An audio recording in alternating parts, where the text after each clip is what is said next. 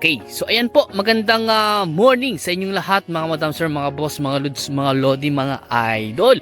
So another property for sale ang ipapakita ko po dito po sa bayan po ng Kuya po Nueva Ecija, dito sa aming hometown. Meron po akong ipapakita po sa inyo dito na 9.9 hectare or 99,833 square meter po. So simula po dito sa gate po na yan, ito na po yung property na binibenta, 9.9 hectare. Ang frontage po niya, hanggang doon pa po yun eh. Siguro na sa mga mga kulang-kulang 200 meters po ang kanyang entrada. O sabihin natin mga 150 to 200 meters po ang kanyang entrada. So may power line na rin po, internet connection, meron na rin po dito. Rough road nga lang po, pero mga ilang metro lang po ang layo po niya sa Barangay Cemented Road. Siguro na sa mga estimate ko po, simula dito sa property hanggang sa sementadong daan, nasa mga 500 meters po siguro o kalahating kilometro po ang layo po niya. So ito naman po ay mas malapad po kasi mas mahaba po yung rough road dito. Papunta rin po ito sa town proper at sa National Highway. Mas maano nga lang po yung rough road, na sa mga 3 kilometers po siguro yung rough road, and the rest po doon ay simentado na hanggang sa National Highway. Papunta rin po ng town proper. Pwede rin po tayong dumaan dito papuntang town proper, medyo malayo-layo nga lang po. Pero mas marami po dito na sementado yung daan. Ito lang po yung part na rough road hanggang sa may semento. Sabi ko nga po, nasa mga 500 meters po hanggang sa sementadong daan. Tapos the rest po yun ay sementado na po yung dadaanan natin. So ito na po yung property na ibinibenta. At i-explain ko po sa inyo ng maayos po ito dahil meron pong titulado, meron pong untitled, at meron din po isa-subdivide. Okay. So dito po sa unang bali, sa plano po kasi tatlo po ito eh. Tatlong property po ito. Dalawa yung may titulo at isa yung wala. So dito sa unang dito sa bungad, ito yung unang property na 1.9 hectare po ito. Ito po yung walang title. Tapos yung may mga mangga po na yun naman po yung 6 hectare o 60,833 square meter. Yun po yung may title. At dun sa may mga kawayan po na yun, andun naman po yung 3 hectare. Kaso nga lang po, ang isa-subdivide naman po doon, yung 1 hectare. So 2 hectare lang po yung matitirang ibebenta. So nasa mga 9.9 hectare po o 99,833 square meter po yung kabuuang binibenta. Tapos yun pa pala ay magsasubdivide din po sila pala ng right of way po nung nasa likod doon sa 1 hectare na matitira. May mga kabahayan doon. So magsasubdivide po sila ng kalsada doon. Siguro na sa mga ilang square meter lang po yung kalsada po nila. So ito na po yung property, unang property po na binibenta. Ito po yung walang titulo. So dito po mayroong fish pond. And po. At ang presyo po pala ng property na to ay 150 per square meter. At kung gusto po i-negotiate yung price, ang sabi po ng seller, pag-usapan nyo na lang po yung presyo, kung gusto kung i-grant po nila yung gusto nyong price, and then pag-usapan nyo na lang din po kung ano yung mga dapat na sagutin ng bawat isa o obligasyon, kasi hindi po masabi ni nanay, yung aming kausap dito, na isa sa may-ari o isa sa mga heirs po, dahil yung kanyang titulo, yung titulo po nito ay extrajudicial. So ang nakapangalan pa lang po sa titulo ay yung kanilang mga magulang.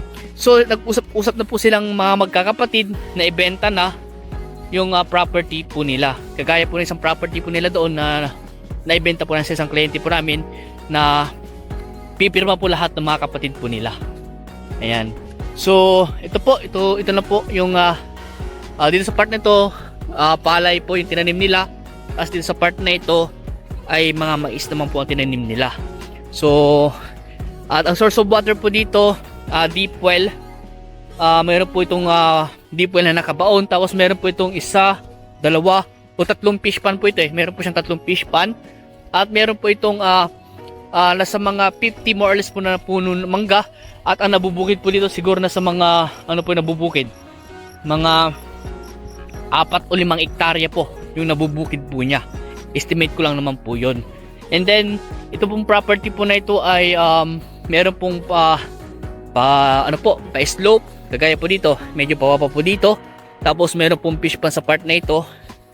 Ayan, may fish pan po dito. At meron din pong fish pa sa banda roon. So, ang boundary po niya, so, malaki-laki ito eh.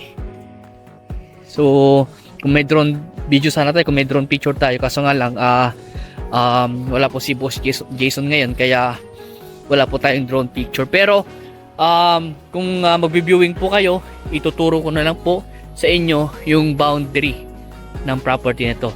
Kasi sabi sa akin ni nanay, aabot pa daw po hanggang doon eh. Sa bantoron daw po, kung nakikita niyo yung parang yung bubong doon, aabot pa daw doon yung yung property nila. So ito na po yung part ng manggahan po niya. Nasa mga 50 more or less po na puno ng mangga. Namumunga na po yan, malalaki na po. At ito nga po yung kanilang palayan naman po, ibang part ng palayan. So dito na po tayo sa may part ng 6 hectare po. 60,833 square meter o kulang-kulang 61. So, grabe, napaud ako tuloy sa paglalakad ko. So dito po, meron kayong mountain view dito. Kitang-kita po dito yung Mount Balungaw. Ayan, Pangasinan na po yan. Halos boundary na po ito ng Pangasinan at Nueva Ecija po itong property na ito. Ayan. So, saglit na po may tumatawag. Okay, so ayan po, ipagpapatuloy ko lang po yung pagkuha ng video. So ulitin ko po, itong property po na to ay 9.9 hectare. At ito naman po, meron po silang ibang option po sa property na to. Kung sakaling ayaw nyo pong bilhin, yung wala pong title, ay magbibigay daw po sila ng right of way. Papunta po dito. Kung gusto nyo bilhin yung may titulo lang po, yung may title, bale, ang may titulo lang po na binibenta nila nasa mga 8 hectare o 80,833 square meter lang po yung may title na binibenta po nila. So, kung yun na po yung bibilhin nyo na may title po, magbibigay daw po sila ng right of way. Pero same price pa rin daw po, 150 per square meter pa rin daw po yung presyo po nila. Yun po ang sabi sa amin ng isa sa may-ari sa property po na ito. Kung napapansin nyo po, meron pong power line. Meron po kasi pong kabahayan pa po dyan. May mga kabahayan po. Yung part na yung may mga kabahayan po, yun yung sinasabi kong isa-subdivide na kasama po sa title ng 3 hectare. Bali po, 6 hectare, 60,833 square meter po. As yung isa naman po ay 3 hectare. Yun naman po yung isa-subdivide yung 1 hectare. So 2 hectare na lang po yung kasamang binibenta pa sa banda roon. Ayan. So, ito po yung ano po nila. So, ito po pala, doon po nila ilalagay yung kalsada o right of way. Kasi dito po pansamantala silang dumadaan dito. Dahil hindi pa naman po nabibili. Pero pag nabili daw po itong property na ito, ilalagay daw po yung kalsada doon sa banda roon. Sa may gilid na po. Para hindi na po sila makikidaan dito sa gitna ng property. Kapag may nakabili na po sa property na ito. Bali, ayan na po, may power line. As dito po, andito po yung mga iba-ibang mga puno po. May mga wild trees naman po dito na tumubo lang. Meron naman po silang mga tinanim po dito.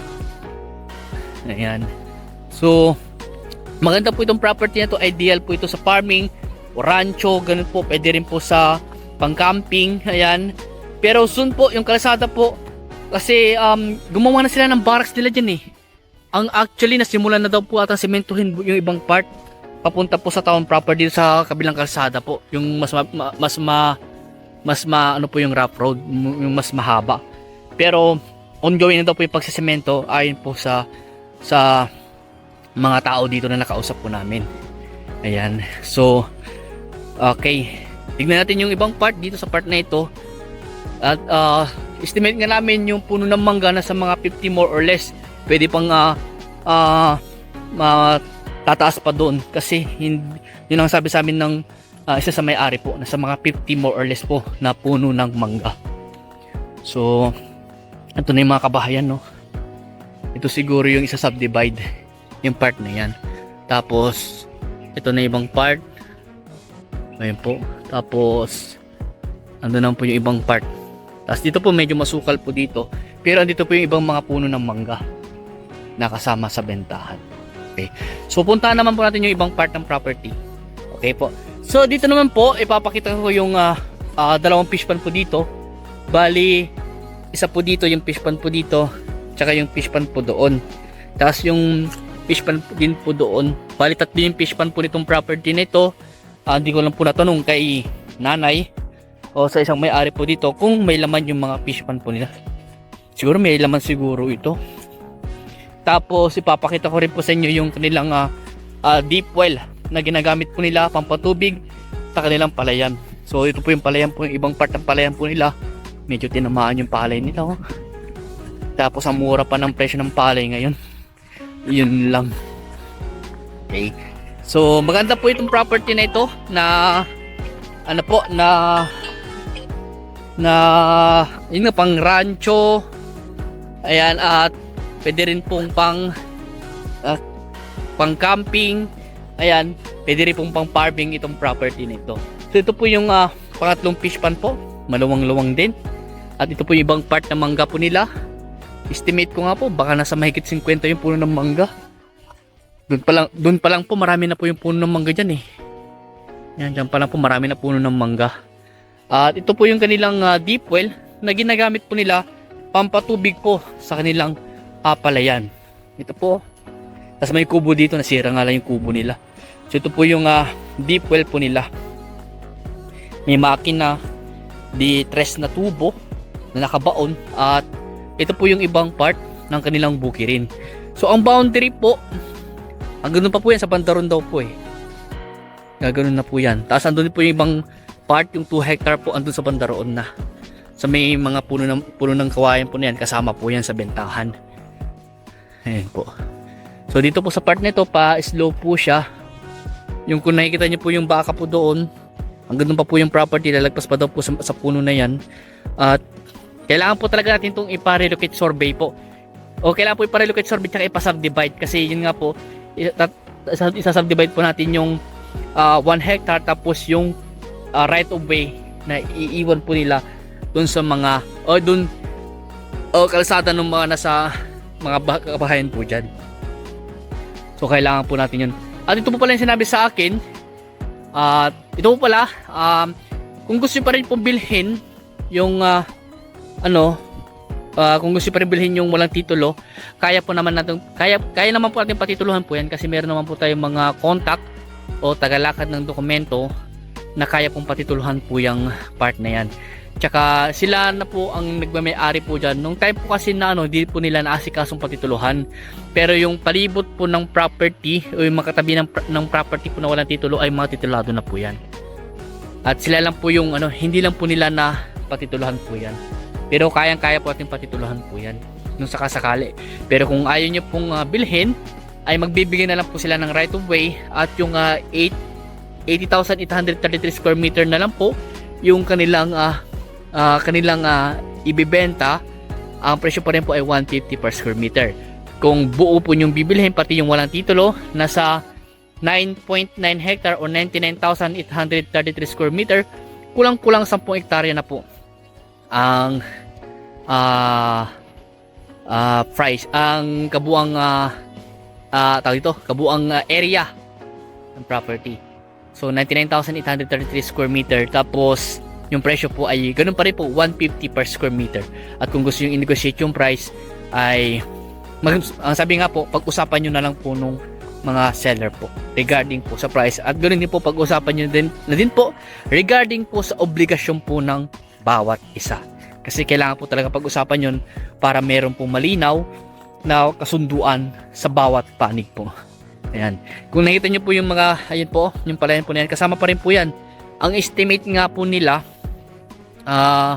baka aabot pa daw po hanggang sa may mga puno na yon yung property. Yun po ang sabi po sa amin ng source sa property nito. O sa yung isang may-ari po sa property nito. Ayan. So kung may katanungan pa po kayo, kung medyo nalilito po kayo sa aking explanation, pwede kayong tumawag sa akin at itry ko pong ipaliwanag po sa inyo ng maayos dahil kailangan po talaga ng masinsinang explanation po ito. At kung gusto niyo mag-viewing, mag-schedule lang po kayo. Monday to Saturday po ako available. Sunday po kasi ay binibigay ko po yung araw na yon sa ating Diyos. So mas maganda po talaga mag-viewing po kayo para makausap nyo na rin po yung isang seller po dito.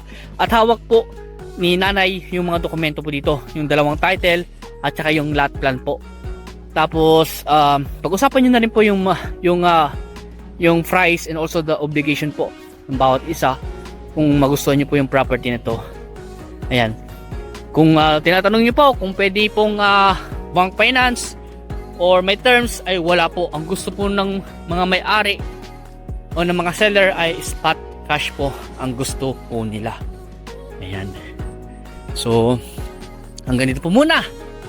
At please tawagan nyo po ako kung may ibang katanungan. At please follow and subscribe.